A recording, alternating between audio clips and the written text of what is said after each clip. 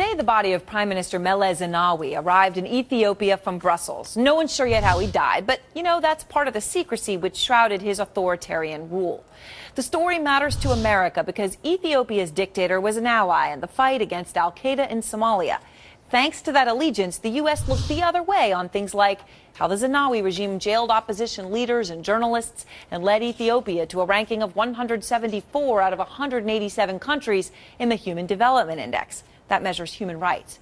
We saw what an African police state looked like when I was in Ethiopia last month. At the airport, it took an hour to clear customs, not because of lines, but because of checks and questioning. Officials tried multiple times to take us to government cars so they'd know where we went, and they only relented after forcing us to leave hundreds of thousands of dollars of TV gear in the airport. Outside the airport, we saw, this is the outside of the airport, you see nothing. Inside was empty. Outside was a crowd. Why, we asked? Well, they said because we're not allowed in to greet our arriving families and friends. The police are worried about unrest, so the people stand outside in the rain. Another visual that ties some of this together is this photo. This is myself and our cameraman Christian next to a Lada.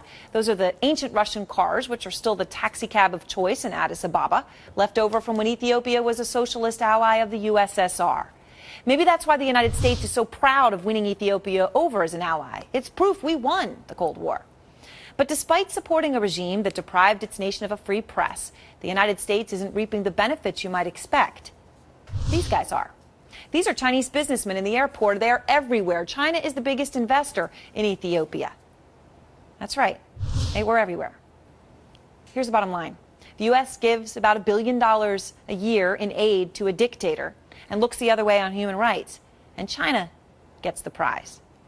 That's kind of ugly, no matter how you look at it.